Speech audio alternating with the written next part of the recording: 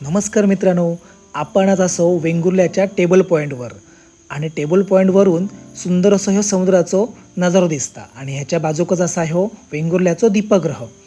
तर ह्या दीपग्रहावरती ही एक दिशानिर्देशक म्हणून बघा लाईट लावलेलो असा आणि हो सिग्नल संध्याकाळी 6 वाजल्यानंतर चालू होता आणि हो गोल गोल फिरान समुद्रामधून जाणाऱ्या बोटिंका दिशा दाखवता की या ठिकाणी वेंगुर्ला बंदर असा हो काम करता.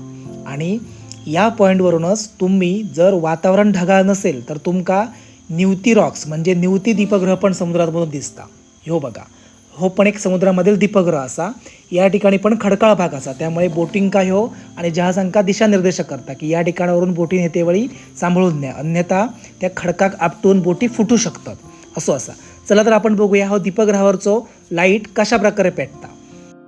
तर मित्रांनो, सुरुवातीक तुम्ही जो बघितला आहे दीपग्रहाचो लाईट, तर तो ह्यो लाईट असा. तर ह्याच्या आतमध्ये बघा हो बल्ब असा लावलेलो आणि हो बल्ब एका जागेवरती स्थिर असता आणि ह्याच्या बाहेर बघा ह्या गोल एक राऊंड असा आणि हो गोल राऊंड फिरता आणि त्याच्यावरती हो काचेसारखो भाग असा आणि ह्या काचेसारख्या भागाचा रिफ्लेक्शन आणि ह्याचे फोकस लांबपर्यंत ह्या काचेमधून समुद्रामध्ये आणि बाहेरील लोकांका किंवा जहाजांका हे दिसतात.